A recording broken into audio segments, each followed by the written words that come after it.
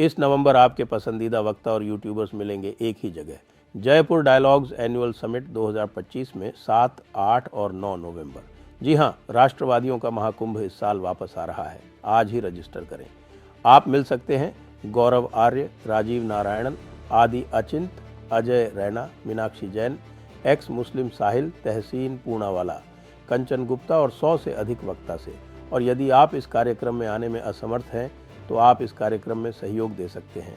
आपकी मदद से 40% धनराशि पूर्ण हो चुकी है। इस कार्यक्रम को आपके फाइनेंशियल सपोर्ट की आवश्यकता है और आपके सहयोग से ही एक हिंदू इकोसिस्टम बनेगा और एक सफल कार्यक्रम होगा। रजिस्ट्रेशन के लिए और डोनेट करने के लिए नीचे लिंक दिए हुए हैं और आप सपोर्ट के लिए स्क्रीन पर दिया QR भी स्कैन कर सकते हैं।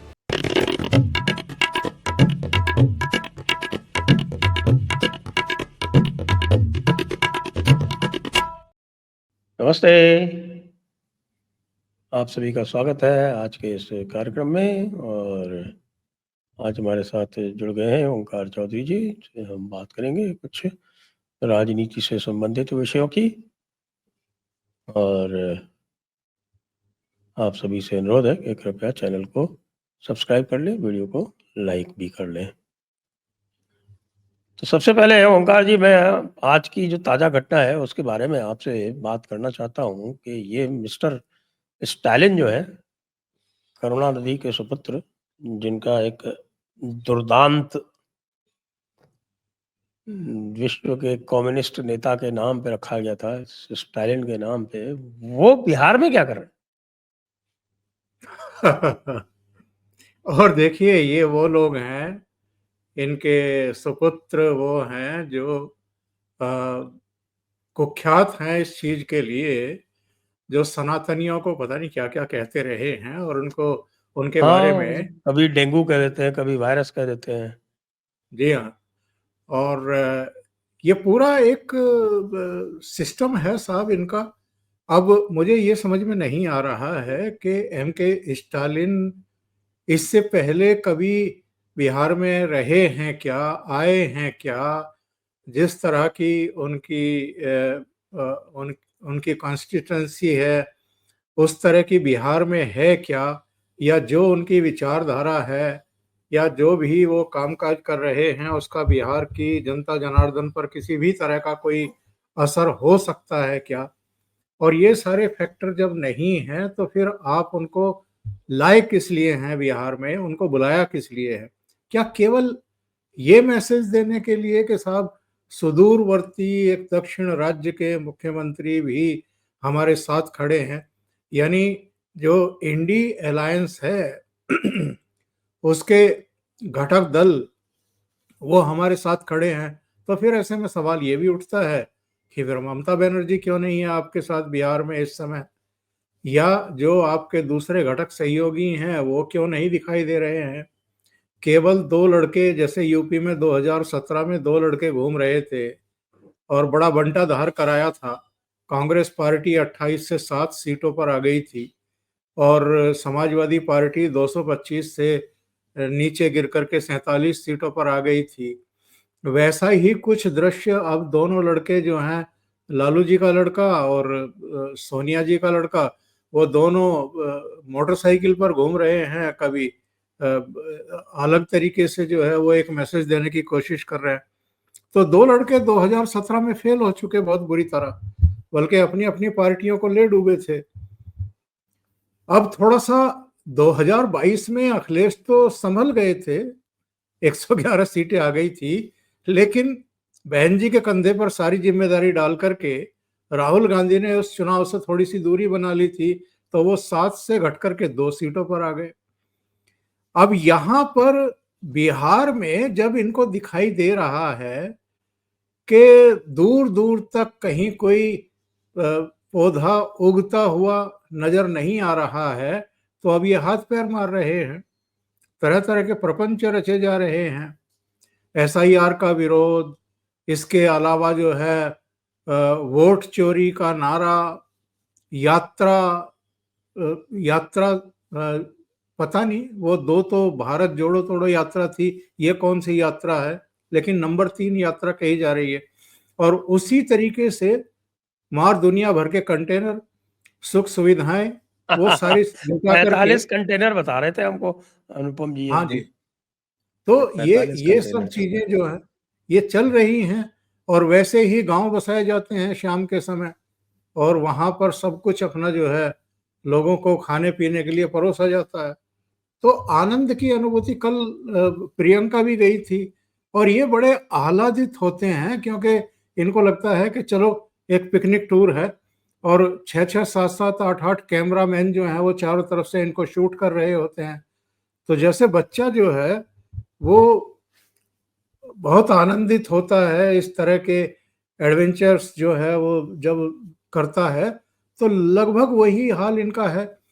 और इनको लगता ये है कि जिस तरीके से वो भीड़ जुटा ली जाती है, जो साथ चलने वाली होती है, और जिस तरह जितनी भीड़ होती है लगभग उतने ही झंडे उनके हाथों में दे दिए जाते हैं। तो इनको लगता है कि सीन अच्छा बन गया है, विजुअल्स अच्छे आएंगे। अब उसका इम्पैक्ट कितना हो रहा है बिहार की जनता में, मैं बाबा रामदास से बात कर रहा था, वो आजकल बिहार की हाँ, बिहार या की यात्रा कर रहे हो। बिहार हाँ, की यात्रा कर रहे हैं। तो मैंने हाँ। उनसे पूछा, मैंने कहा क्या है ये जो राहुल की यात्रा चल रही है। उन्होंने कहा कि सर आप आ जाइए, खुद पैमाइश कर लीजिए, कोई राहुल गांधी का नाम ही नहीं ले रहा है। यहाँ पर तो बहुत सारे इलाकों में नीतीश बाबू का नाम ज्यादा ले रहे हैं लोग, और या फिर जो एक खास बेल्ट है जिस बेल्ट से इनकी यात्रा गुजर रही है वहां पर तेजस्वी का और लालू यादव का नाम लिया जाता है। राहुल गांधी का तो कोई नाम भी नहीं ले रहा है। तो ये तो आलम है। अब ये हाथ पैर मार रहे हैं संजय जी, मुझे लगता है कि हताश निराश हैं। और ऐसा नहीं है कि इन लोगों को डे वन से रिजल्ट का पता नहीं था, रिजल्ट का सबको पता है, एहसास सबको है कि एक्चुअल में बिहार में भी कुछ आना जाना नहीं है। जो परफॉर्मेंसेस इनके रहे हैं उससे नीचे ही आएंगे, जिस तरह का वातावरण बन गया है। तो उसमें अब जो कर सकते हैं कर रहे हैं। एम.के. स्टालिन को बुला लिया।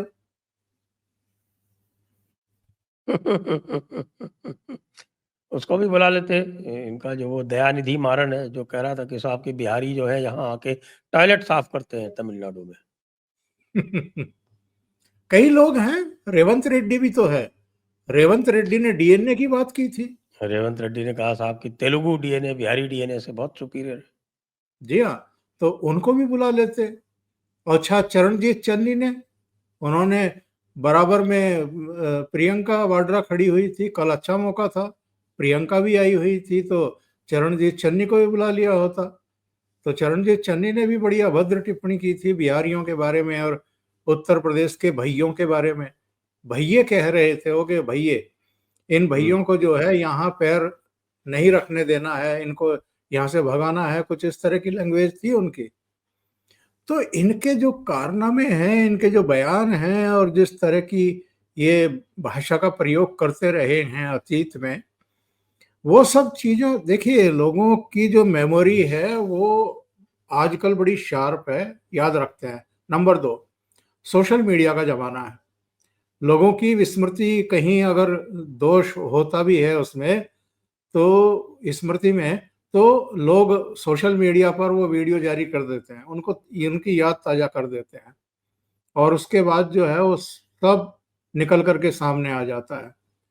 तो ये अब कर रहे हैं, पर मुझे लगता नहीं है कि इतना पैसा, इतना पसीना बहाने के बावजूद और इतने संसाधन झोंक देने के बावजूद कोई बड़ा अंतर ये बिहार में कर पाएंगे। इनको कॉन्फिडेंस होता तो ये जो भी एक कवायद शुरू की गई थी जून के आखिरी पखवाड़े से, कि भाई चलो मतदाता सूचियों का सत्यापन कर लिया जाए, उसका इतना विरोध ना करते। उसको बिहार विधानसभा से लेकर के और भारत की संसद तक इतने प्रदर्शन ना करते, पार्लियामेंट को इन्होंने चलने नहीं दिया, कामकाज होने नहीं दिया, विधायी कार्यों में अड़ंगे लगाए।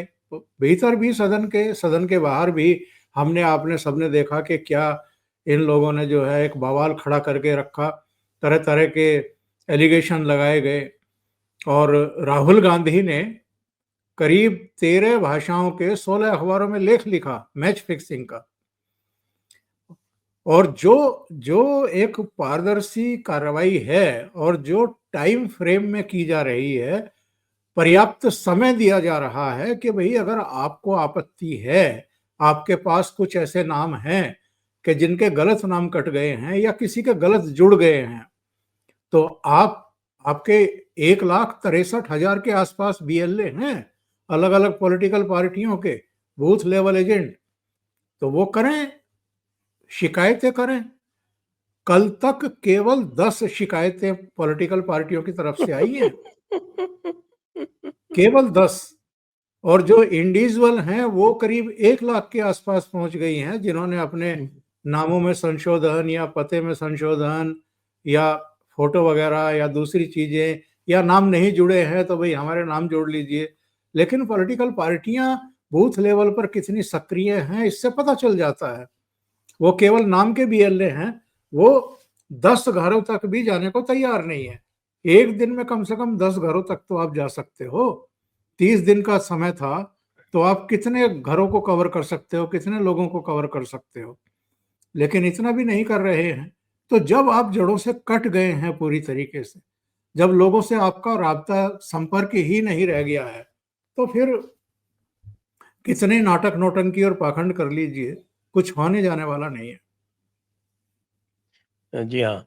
और जो आप देख रहे हैं कि इनकी पूरी जो यात्रा जिस तरह से चल रही है, उसकी जो स्थिति है वो तो है ही, और वो पूरा जो नैरेटिव बनाया था उसकी हवा तो सुप्रीम कोर्ट ने निकाल दी। बिल्कुल लेकिन सही कह उसके रहे हैं। बाद भी बेशर्मी इतनी है कि लगातार वही बातें कहते चले जा रहे हैं।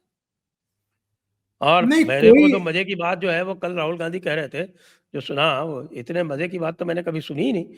उन्होंने कहा कि साहब कि ये वोट चोरी जो है वो गुजरात से आरंभ हुई थी, और उसके बाद फिर 2014 में इसको जो है वो राष्ट्रीय स्तर पर आजमाया गया वोट चोरी को। साहब वो गुजरात में भी यही थे भाई लोग, मतलब सरकार इन्हीं की थी, और यहाँ भी सरकार इन्हीं की थी। तो भाई अगर मान लो, चलो हम कहते हैं कि 2002 में तो चुनाव हुआ था, वो एनडीए में हुआ था, तो 2007 में भी आपकी सरकार के टाइम पे हुआ, 2012 में भी आपकी सरकार के टाइम में हुआ, और 2014 का जो इलेक्शन था वो भी आपके सरकार के टाइम में हुआ। बल्कि 2007 का तो एसवाई कुरैशी के टाइम पे हुआ था,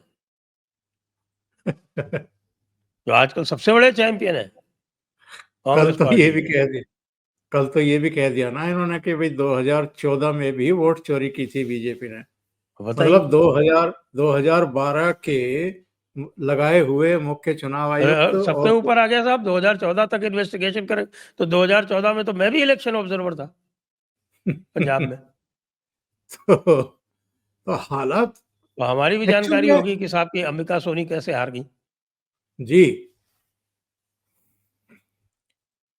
मैंने कल इस कमाल पे एक की प्रोग्राम, प्रोग्राम मतलब मैंने मूर्खता कल का इस पे कोई पैमाना अब अब बचा नहीं है। अब तो बस वही समय आने वाला है कि वो हमारे राजस्थान में कहावत है ना कि साहब की पोपाबाई का राज, वो वाला काम।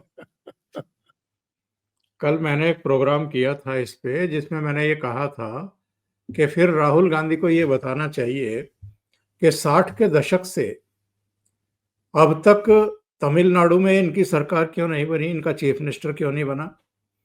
इसके अलावा 77 वो साल था जब वामपंथियों की सरकार आ गई थी पश्चिम बंगाल में, उसके बाद से इनका मुख्यमंत्री क्यों नहीं बना। तब वोट चोरी कौन कर रहा था तमिलनाडु में, और तब कौन वोट चोरी कर रहा था पश्चिम बंगाल में। 1989 में एनडी तिवारी का आखिरी दिन था जब कांग्रेस की सरकार गई थी। उसके बाद से उत्तर प्रदेश में वोट चोरी कौन करता रहा है। और 90 में जगन्नाथ मिश्रा के बाद से बिहार में इनका कोई चीफ मिनिस्टर नहीं बना, तो बिहार में कौन वोट चोरी करता आ रहा है।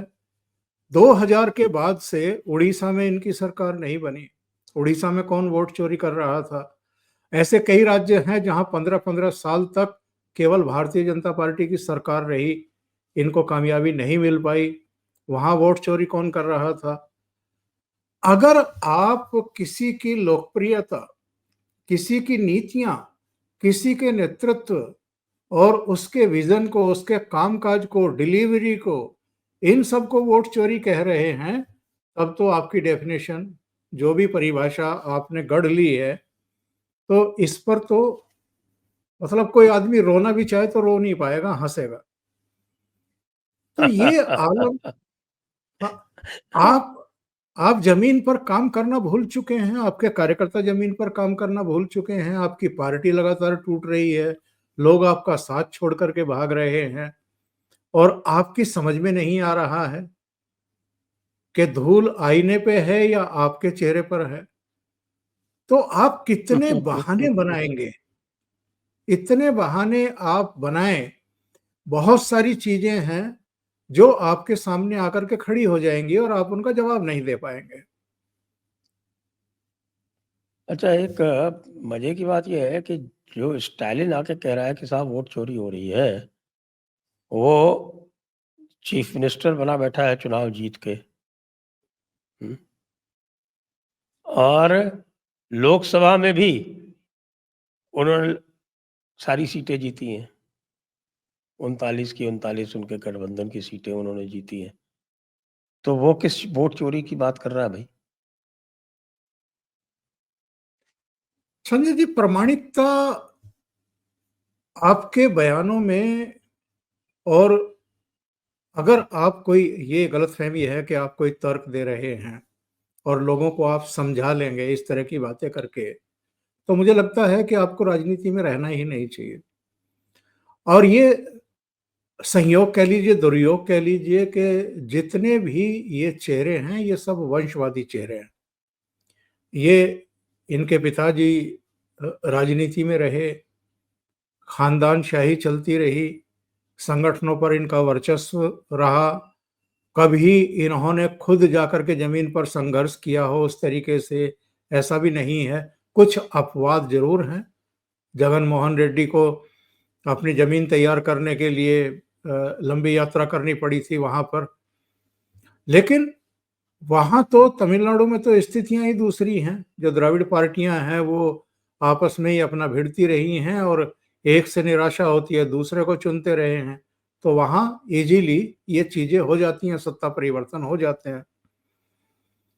अब अमित शाह ने भी पूछा था पार्लियामेंट में खड़े होकर के कि भाई, अगर महाराष्ट्र में आप हार रहे थे और कह रहे हैं कि महाराष्ट्र में खेल हुआ है, मैच फिक्सिंग हुई है, तो झारखंड में आपके पार्टी के लोग नए कपड़े, आलीशान कपड़े पहन करके शपथ ग्रहण क्यों कर रहे थे? जो पैरामीटर आपके हिसाब से महाराष्ट्र में लागू हो रहे थे, वो तो झारखंड में भी लागू होने चाहिए। जब आपकी हिमाचल में सरकार बनी, कर्नाटक में बनी, तेलंगाना में बनी, उस पर भी लागू होने चाहिए थे। वहां वोट चोरी क्यों नहीं हुआ?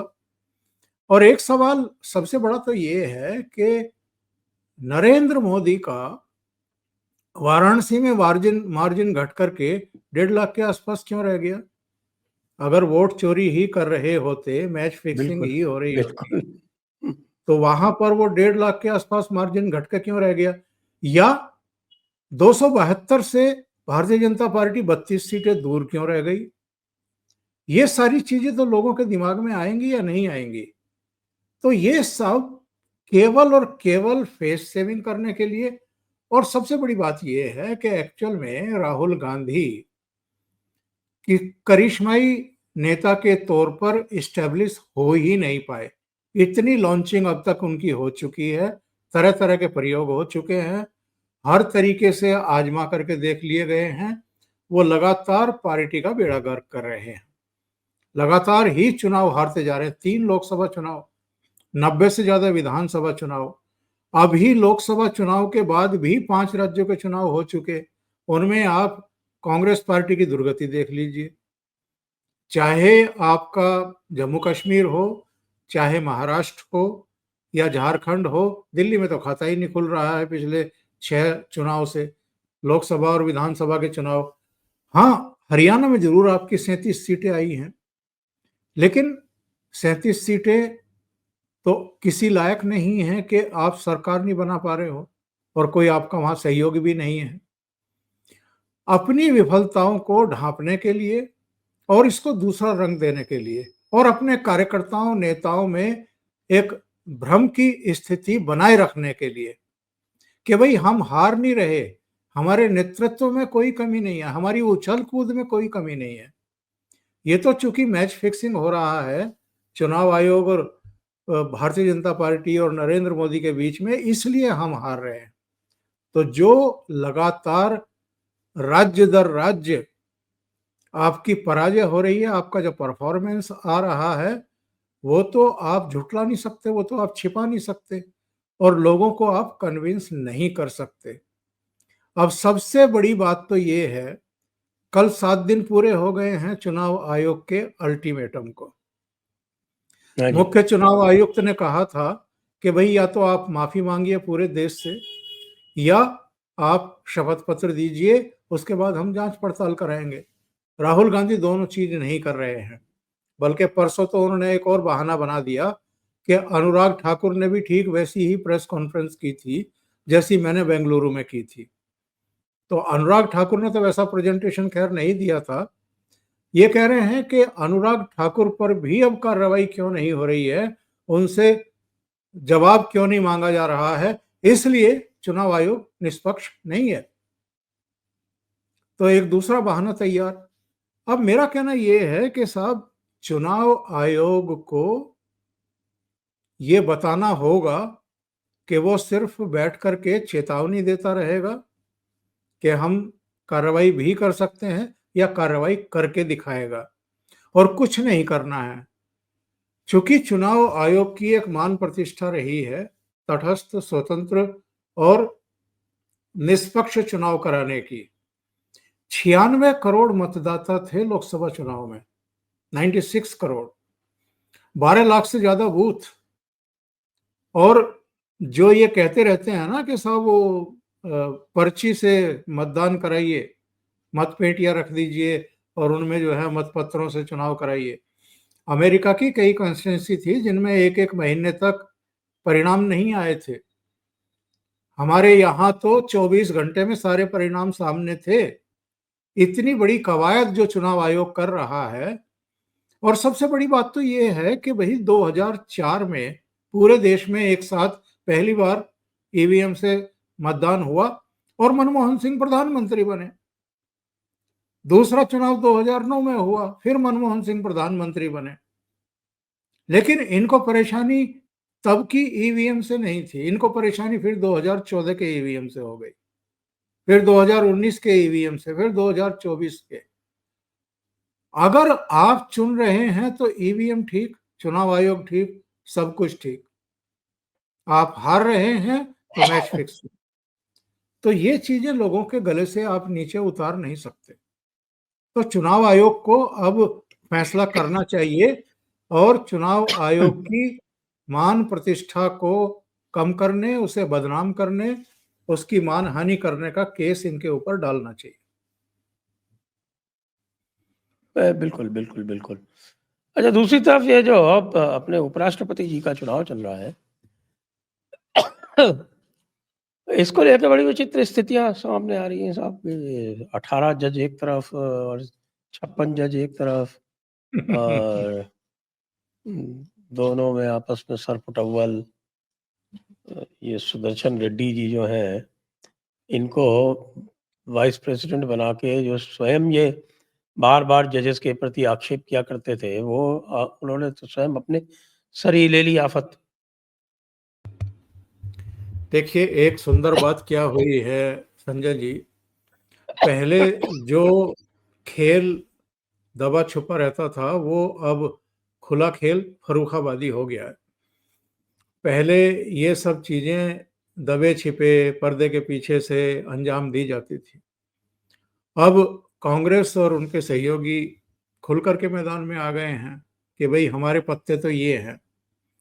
अब जो सलवा जुडूम वाला जो मामला था 2011 का, जब इनकी बेंच ने, उसमें एक और जज थे, तो सुरेश काटजू साहब थे इनके साथ, सुदर्शन रेड्डी और सुरेश काटजू, उन्होंने एक फैसला दिया था जिसमें सलवा जुडूम जो एक, और वो भी सलवा जुडूम कौन लेकर के आया था 2005 में, तो उस समय भी डॉक्टर मनमोहन सिंह प्रधानमंत्री थे, राज्य में जरूर रमन सिंह की सरकार थी, लेकिन एक लेकिन अच्छा उसके प्रयोग उसके था। सलवार जुदम के विरोध का जो नेतृत्व थे वो महेंद्र कर्मा कर रहे थे, जो कि कांग्रेस के नेता थे। जी हाँ जी। और सबसे बड़ी चोट तो साहब अगर किसी को लगी तो वो तो वीसी शुक्ला और दूसरे लोग जो मारे गए थे उस समय, मतलब पूर्व केंद्रीय मंत्री जो कभी इंदिरा गांधी के भी सहयोगी रहे, उनकी उन तक की हत्या जो है वो नक्सलियों ने कर दी थी। और मुझे लगता है कि इन लोगों को कोई ज़्यादा फर्क पड़ता नहीं है इन चीज़ों से। हमारे देश में हो क्या रहा है बहुत सालों से कि कोई विदेशों में बैठा हुआ है, वो साजिशें रच रहा है, फंडिंग कर रहा है। देश के भीतर जो एनजीओज बैठे हुए हैं, जो पीएफआई जैसे और कुछ दूसरे सिमी जैसे और दूसरे संगठन काम कर रहे हैं, या जो आतंकवादी हैं, जो नक्सली हैं, उनके लिए जो केस लड़ते हैं, जमीयत से लेकर के तमाम ऐसे संगठन हैं उन जो लगातार इनकी पैरवी करते हैं, इनके लिए पैसा खर्च करते हैं, उन पर कभी कोई बड़ी कार्रवाई एक्चुअल में हुई नहीं। इस सरकार में पीएफआई के खिलाफ भी कार्रवाई हुई है, बाकी पर भी मुश्कें कसी गई हैं। उधर जम्मू कश्मीर में जो फॉरेन फंडिंग आ रही थी, वहां पर उसको नियंत्रित किया गया है, बहुत हद तक नियंत्रित कर लिया गया है। अलगाववादियों के सुर जो हैं वो अब कुंद हुए हैं, लगभग वो दड़बे में घुस गए हैं, चुपचाप बैठे हुए हैं, क्योंकि माहौल चेंज हो रहा है, पत्थरबाज खत्म हुए हैं, जो घुसपैठ थी उसमें कमी आई है, आतंकवाद में कमी आ गई है, फ्रस्ट्रेशन में कभी कभी बड़ी वारदातें हो रही हैं। इसी तरीके से नक्सलवाद जो इतने जिलों और इतने राज्यों में फैल गया था या फैलाया गया था, वो नियंत्रित होकर के अब 20-22 जिलों तक सीमित रह गया है। वो भी अंतिम सांसें ले रहा है, उसके लिए भी डेडलाइन घोषित कर दी गई है। तो ये सब अलग अलग जगहों पर कुछ लोग ऐसे बैठे हुए थे जो उनके प्रति एक या तो हमदर्दी का भाव रखते थे, या कानून में कुछ ऐसी चीजें ढूंढ लेते थे कि ताकि उनको एक राहत मिल जाए। अब जो ताजा बयान जिसके बाद ये सारा विवाद खड़ा हुआ, वी सुदर्शन रेड्डी को लेकर के बयान आया गृह मंत्री अमित शाह की तरफ से, और मुझे लगता है कि सोच समझ करके ये लाइन ली गई है। ऊपर से ही ये तय हुआ है कि इनको एक्सपोज किया जाए, और इनके साथ साथ जो इनका समर्थन कर रहे हैं, जो इनको लेकर के आए हैं उपराष्ट्रपति पद के लिए, उनको भी एक्सपोज किया जाए, एक लाइन ले ली जाए। तो उनकी तरफ से आया कि साहब सलवा जुडूम को अगर ये लोग असंवैधानिक कह करके उस पर पाबंदी ना लगाते तो शायद 2020 तक नक्सलवाद खत्म हो गया होता, क्योंकि उसमें व्यवस्था ये सैकड़ों की लोगों गई की थी। जानें बची होती। जी हाँ, तो एसपीओज जो हैं उनको पावर दी गई थी, हथियार दिए गए थे, और वो उन सारे क्षेत्रों की जो अंदर की जो स्थितियां थी, जो घने जंगलों की पेचीदगियां थी, उनसे परिचित थे, क्योंकि उसी इलाके के थे, और उनमें कुछ तो पूर्व माओवादी नक्सलवादी थे। उन सबको जो है सलवा जुडूम में शामिल किया गया था।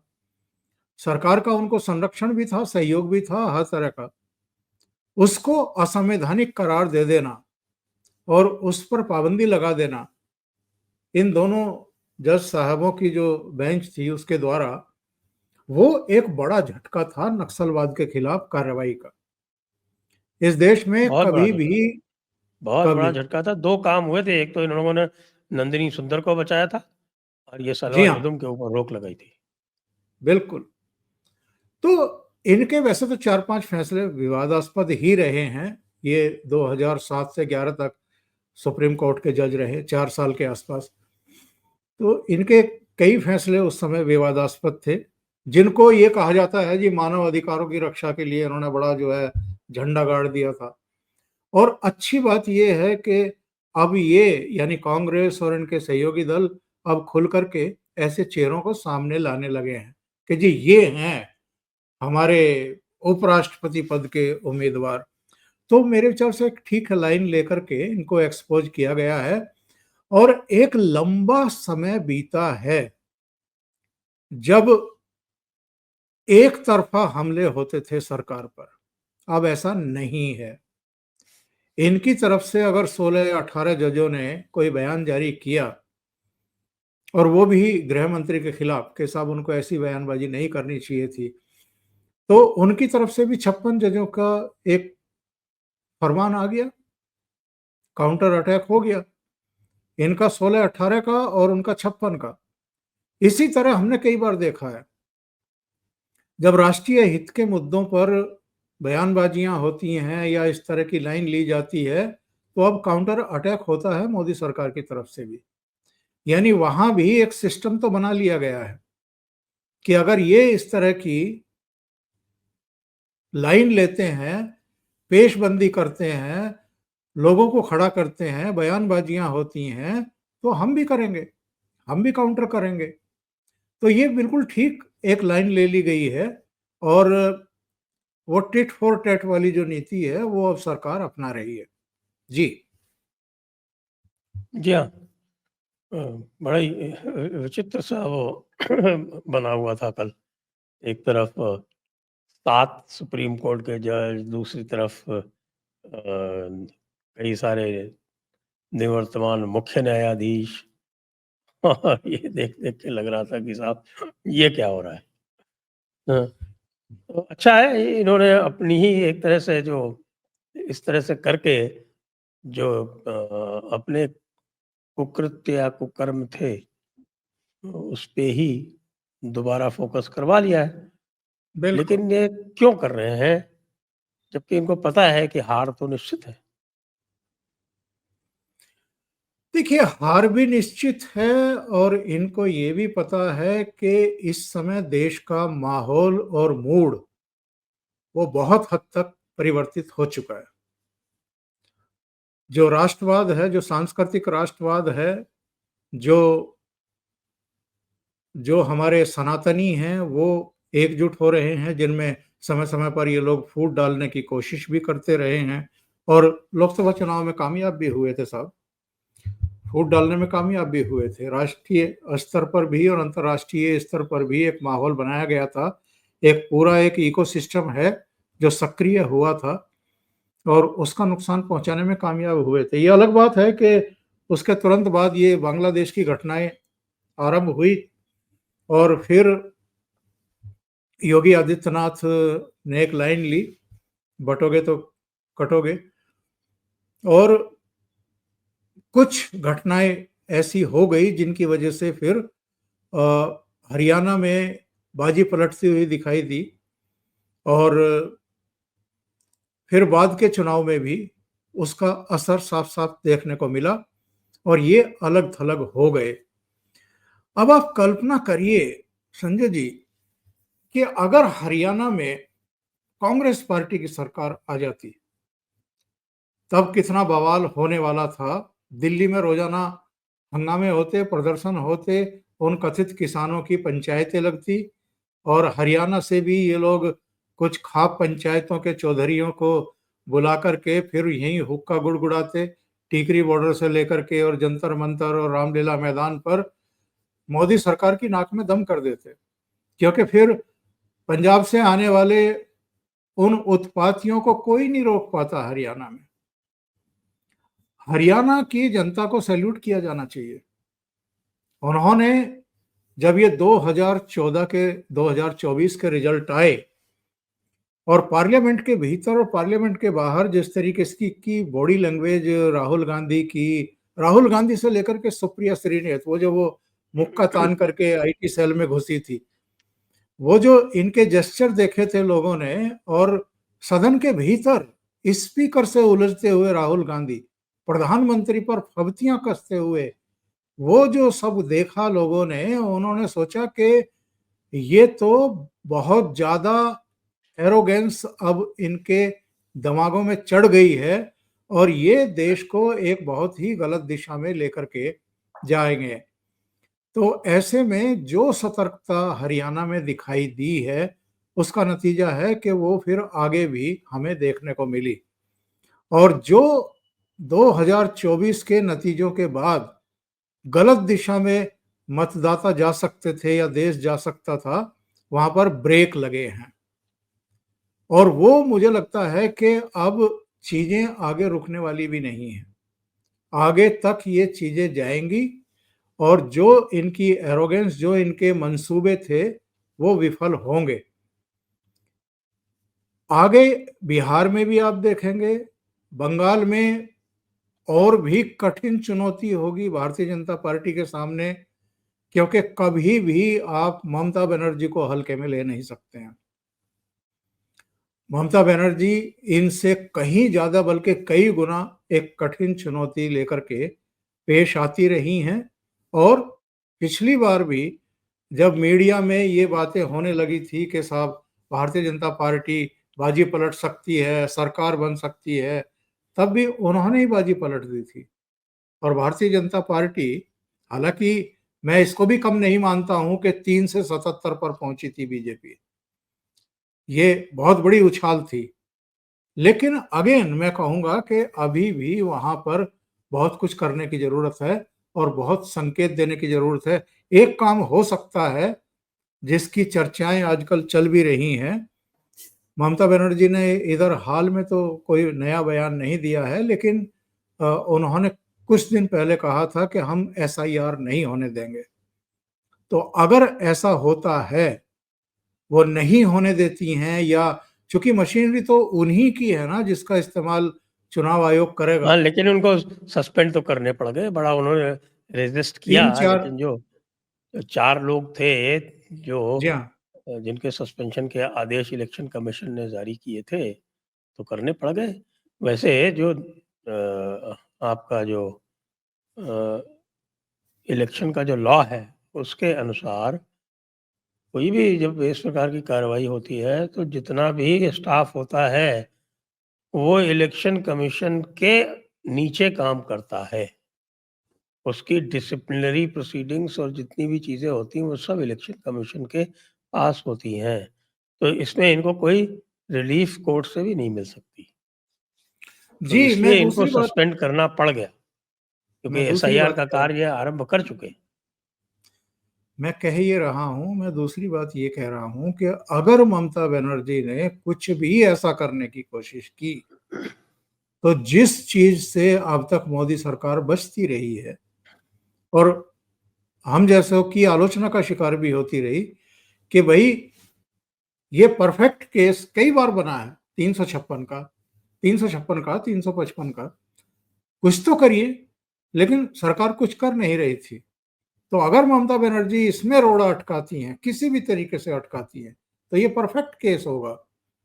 और वहां पर अगर राष्ट्रपति शासन के तहत चुनाव कराया जाएगा, तो मुझे लगता है कि वो ज्यादा निरपेक्ष होगा, ज्यादा बेहतर होगा, उसके नतीजे बेहतर आएंगे। क्योंकि मशीनरी वहां, चाहे वो चुनाव आयोग के तहत ही काम करती है, लेकिन बहुत सारे अधिकारी ऐसे होते हैं, सिस्टम ऐसा बन गया है वहां पर, जिसको जिसमें से बहुत सारे लोगों को करप्ट कर दिया गया है, तो वो टीएमसी के कार्यकर्ता की तरह काम करने लगे हैं।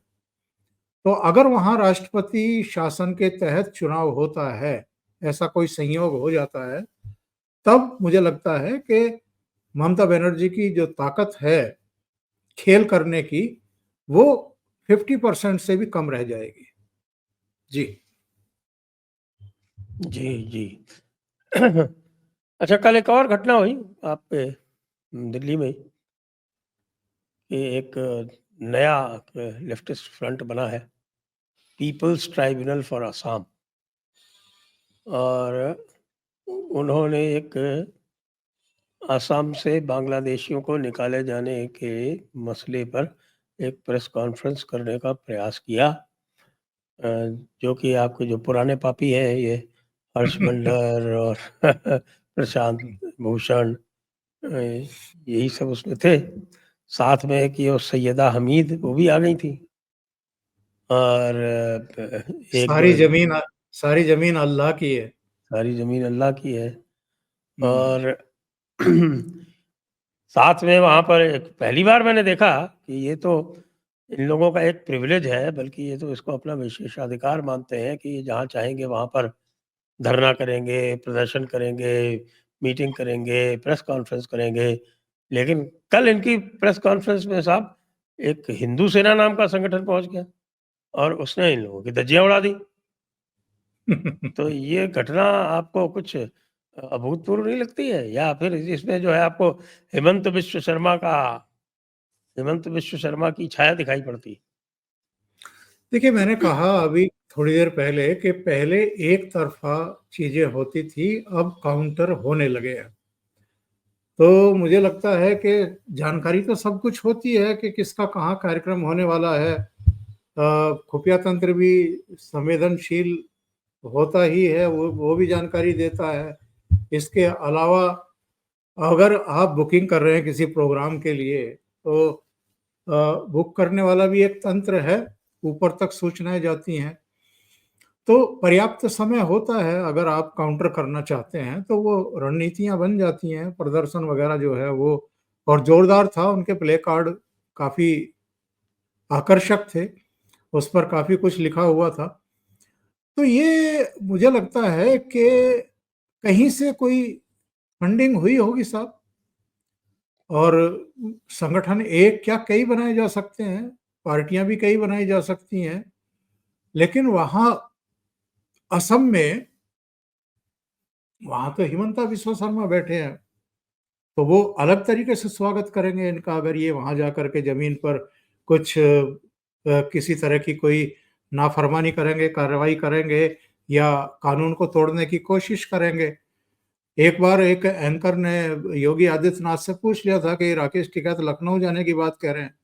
बोला कि आने दो, स्वागत करेंगे। तो बोला कि किस तरह से स्वागत करेंगे? बोला कानून नहीं तोड़ेंगे तो अलग तरह का स्वागत होगा, कानून तोड़ेंगे तो अलग तरीके से उनका इलाज किया जाएगा, स्वागत किया जाएगा। तो वहां तो हिमंता बैठे हुए हैं, तो वहां कोई खतरा नहीं है।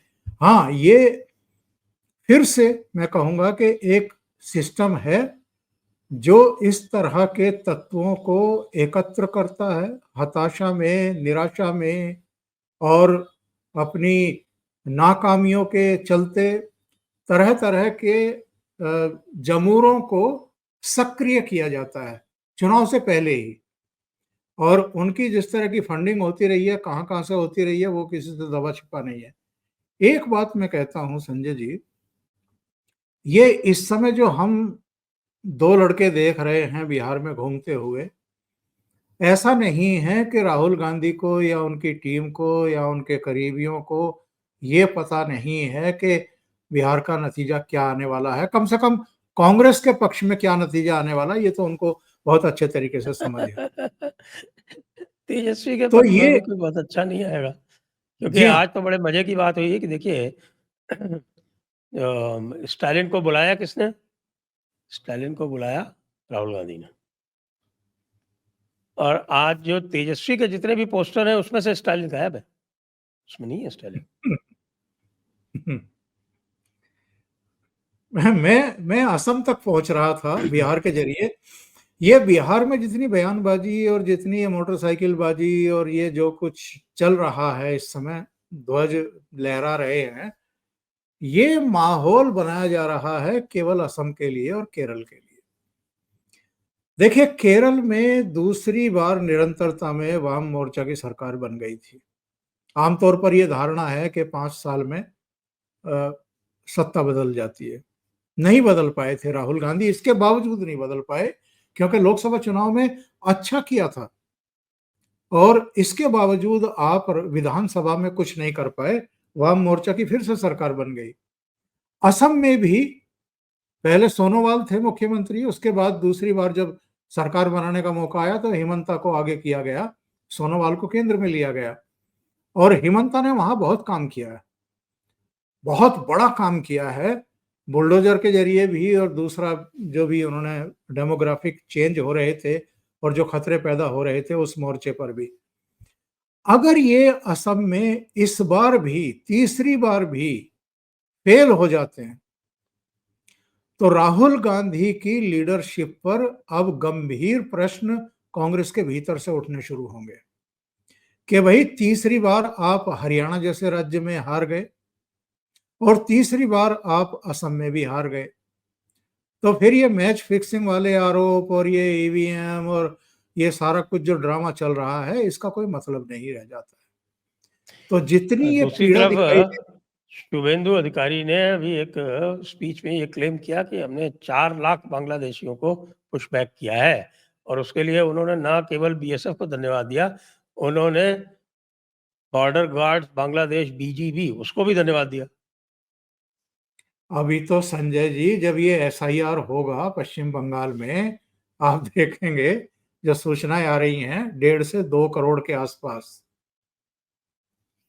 1.5 से तो 2 ठीक है, करोड़ के आस बंगाल में 65 लाख, तो वहाँ 1.5 से 2 करोड़ क्या दिक्कत है? जी।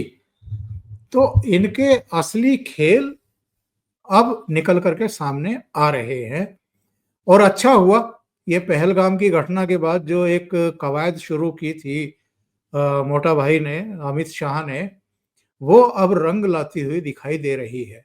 उस समय तो केवल पाकिस्तानियों को ढूंढ ढूंढ करके डिपोर्ट किया जा रहा था, धकेला जा रहा था सीमा के उस पार, लेकिन अब तो समग्रता में ही एसआईआर ले आए, जिसको ये एनआरसी का नाम दे रहे हैं असदुद्दीन ओवैसी और कुछ दूसरे लोग। तो भाई मुझे लगता है कि अब समय आ गया है, अगर इनकी आत्मा तड़प रही है एनसीआर के एनआरसी के लिए, तो फिर वो भी करा लेना चाहिए। हाँ, होना चाहिए। देखिए, एनआरसी का प्रोसेस तो चालू ही हो गया था ना। सारे एनपीआर का खतरे टल पहला जाएंगे। 2011 के चुनाव में एनपीआर का प्रोसेस चालू किया गया था। जी हाँ, तो एनआरसी का जो लीगल प्रोविजन है वो 2004 में ही नोटिफाई हो गया था, मनमोहन सिंह की सरकार में। बिल्कुल। एंड जो अमेंडमेंट हुआ था वो 2003 में हुआ था, लेकिन उसको नोटिफाई मनमोहन सिंह ने किया था। तो इसलिए देखिए, एनआरसी भी है, सीएए भी है, सीएए के नए अमेंडमेंट भी हैं, और बिल्कुल सरकार के हाथ सब कुछ है। और यदि 4 लाख जो है वो चले गए, तो इसीलिए समझ में आ सकता है कि ये भाई लोग जो थे वो इतना परेशान होके तड़प के असम क्यों गए थे। तो अब असली खेल एक्चुअल में वहीं देखने को मिलेगा। ये बिहार का तो सबको पता है कि बिहार में नतीजा क्या आने वाला है। ये थोड़ा बहुत उछल कूद है, पार्टियां पैसा फूंकती हैं तो बहुत सारे लोगों के घर चल जाते हैं, झंडा डंडा बनाने वालों के भी, और तमाम दूसरी कवायद में जो लोग लगे हुए रहते हैं, साउंड सिस्टम से लेकर के दरी बिछाने उठाने वाले और माइक वाले, सब उनके तो अपना घर चल रहे हैं। ठीक है, जब चुनाव आते हैं तो बहुत सारा काला धन जो है वो सफेद होकर के सिस्टम में लग जाता है। असली लड़ाई और असली खेल जो है वो असम में देखने को मिलेगा, और असम के बाद देखने को मिलेगा कांग्रेस पार्टी के भीतर, अगर ये सत्ता में नहीं आते हैं तो। हम्म, सही बात है, सही बात है, बड़ा आनंद आएगा। तो जी, आइए आज की चर्चा को अब यहीं पर विराम देते हैं। सभी दर्शकों को बहुत बहुत धन्यवाद, ओंकार जी को भी बहुत बहुत धन्यवाद। जय हिंद, जय भारत, वंदे मातरम। वंदे मातरम।